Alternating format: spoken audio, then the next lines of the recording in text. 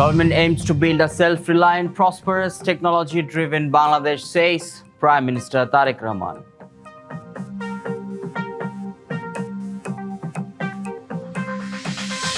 All cases against former President Mohammad Shahabuddin to be reviewed, says Law Minister.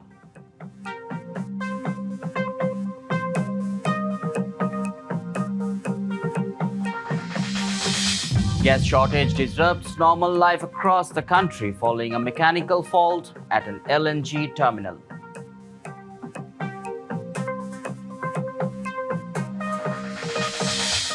And an attempt to push 6 people through Maheshpur border in Jhinaidah foiled by BGB.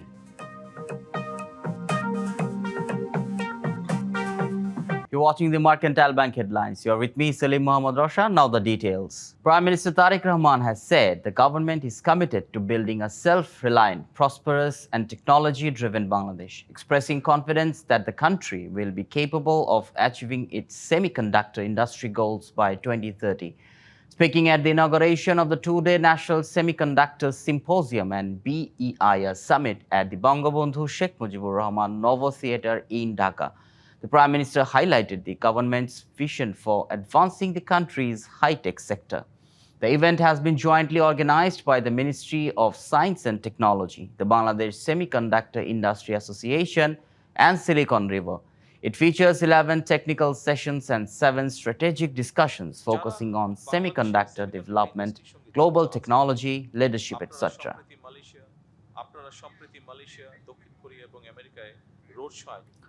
Law Minister Mohammad Asaduzzaman has said the government will review the cases filed against former President Mohammad Shahabuddin. The minister stated that there is no need to convene a special session of parliament to elect a new president, as the election will take place during the September parliamentary session. The minister added that authorities will also examine whether allegations made against the former president before he assumed office were politically motivated. Speaking at a program in the capital Dhaka, the law minister claimed that incidents of extrajudicial killings have dropped to 0 over the past several months. International Crimes Tribunal (ICT) Chief Prosecutor Mohammad Aminul Islam has said the judicial proceedings in the widely discussed Shapla Chottor killing cases are set to formally begin on July 27. He made the announcement on Saturday morning while speaking at a consultation meeting on human rights violations and victims' access to justice, held at the Seridup Auditorium in the capital. Earlier on May 7, the prosecution sought production warrants for Dr. Dipumoni Farzana Rupa and Muzammal Babu. During the hearing, prosecutor Ghazi M.H. Tamim alleged that misleading information regarding the May 5, 2013 Shapla Chottor operation had been disseminated internationally. He claimed that as the then Foreign Minister, Dr. Dipumoni was linked to those efforts. A major gas shortage caused by a mechanical fault at an LNG terminal has significantly reduced gas supply to the national grid, disrupting residential, industrial power generation and transportation sectors across Bangladesh. Besides the capital Dhaka, the residents in Naranganj have been facing severe difficulties for several days due to low gas pressure, while factories have reported production dropping to just 15 to 20% of normal capacity. A similar situation has emerged in Ghazipur, where many households have resorted to alternative cooking methods. Long queues have also formed at CNG filling stations, with many drivers waiting for hours only to leave without refueling. Border Guard Bangladesh (BGB) has foiled an attempt to push 6 people into Bangladesh through Maheshpur border in Jhinaidah. The incident occurred around 5 a.m. According to BGB, India's Border Security Force (BSF) attempted to push 4 men and 2 women through gate number 55 near the Shamta border.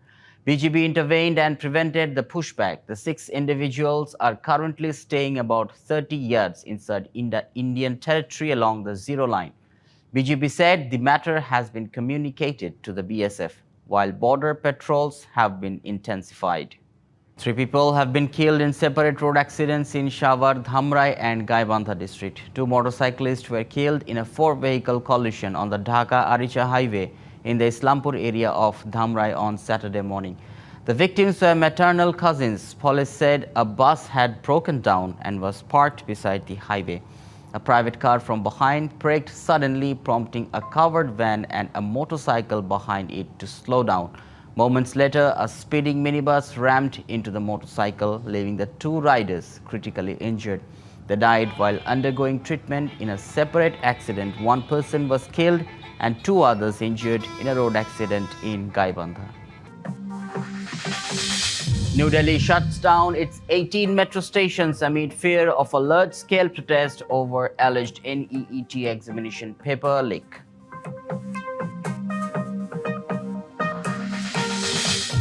Bangladesh Forest Department has rescued a spotted deer that wandered into a residential area in Monpura Bhola and released it into a protected forest.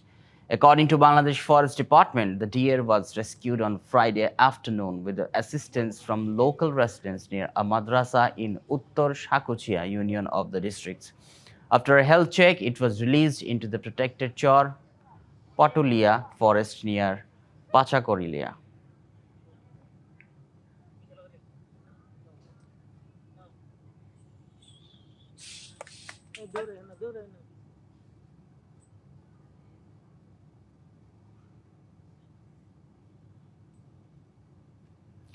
Despite the peak monsoon season, fishermen in Borguna are struggling to catch the expected volume of hilsha.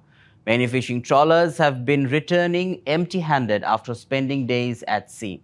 Fishermen blame rough weather and poor fish availability, saying they are unable to recover even their fuel and operating costs.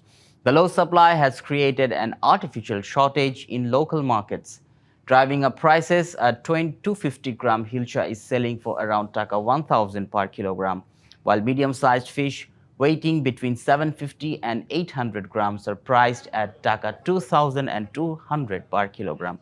Larger hilcha weighing around 1 kilogram are selling for Taka 3,000 to Taka 3,500 per kilogram. The country's major fish landing center at Pathorghata in Borguna has also been affected by the poor catch. Authorities in New Delhi have shut down 18 metro stations amid fears of large-scale protest organized by the CJP over the alleged NEET examination paper leak and demands for the resignation of Education Minister Dharmendra Pradhan. The movement has intensified, prompting the government to take strict measures, including dismissing 47 officials of the National Testing Agency (NTA).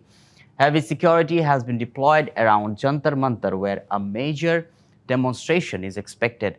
The Delhi Metro Rail Corporation DMRC suspended operations at 18 stations from 7:30 a.m. to maintain law and order.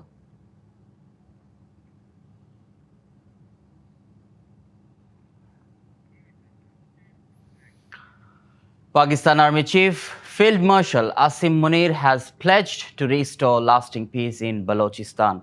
Speaking at the Army headquarters in Rawalpindi, Pakistan's Army Chief Field Marshal Asim Munir vowed to bring lasting peace to Balochistan. He said public support and the continued efforts of security forces are key to restoring stability. Munir also promised targeted operations against militant groups and said the military would strongly resist foreign-backed threats, calling resource-rich Balochistan a source of national pride. He also stressed the importance of development and national unity.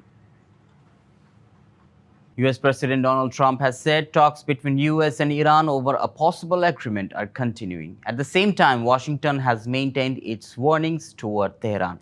US President Donald Trump also said Washington will continue its pressure campaign on Iran. Meanwhile, Iran's Foreign Minister Abbas Araghchi said Tehran is not afraid of threats and will not bow to pressure. Trump claims that Iran is eager to continue the negotiations. Meanwhile, Iranian state media report at least 4 people were killed and 5 injured in recent US strikes.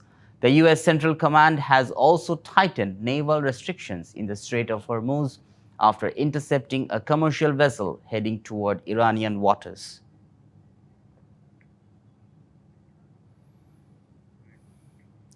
Coming up next, Bangladesh Test captain Nazmul Hossain Shanto believes Australia's strong squad reflects respect for Bangladesh.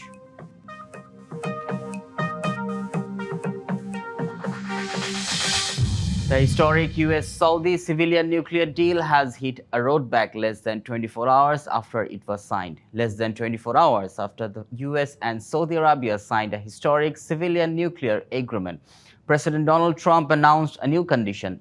He said the deal will only be approved if Saudi Arabia joins the Abraham Accords and normalizes relations with Israel. Trump also said Saudi Arabia will not be allowed to enrich uranium under the agreement. Reports say the decision came after criticism from the conservative US media following the deal's announcement.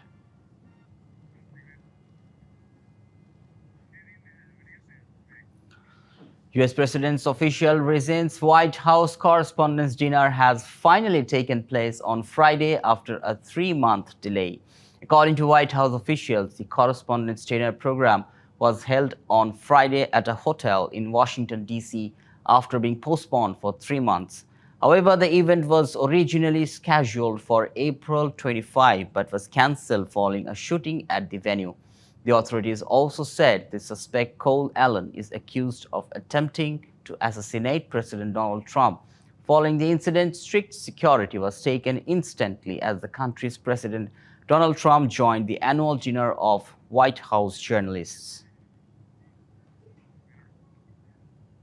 Bangladesh Test captain Nazmul Hossain Shanto believes Australia's selection of a full-strength squad for the upcoming Test series reflects the respect they have for Bangladesh as a competitive opponent.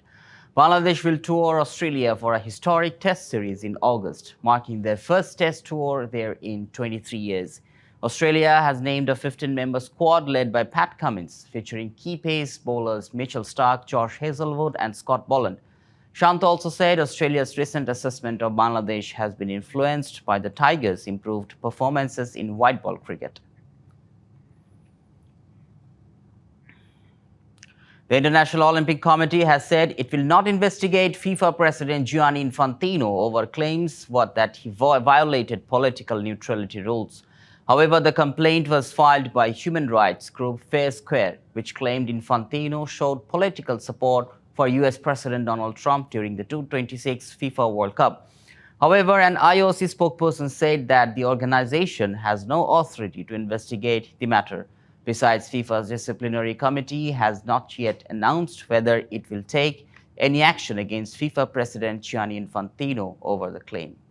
Cristiano Ronaldo has been named captain of the 2026 FIFA World Cup Flop 11 by Bleacher Report. Bleacher Report has released its 2026 FIFA World Cup Flop 11, featuring some of football's biggest stars.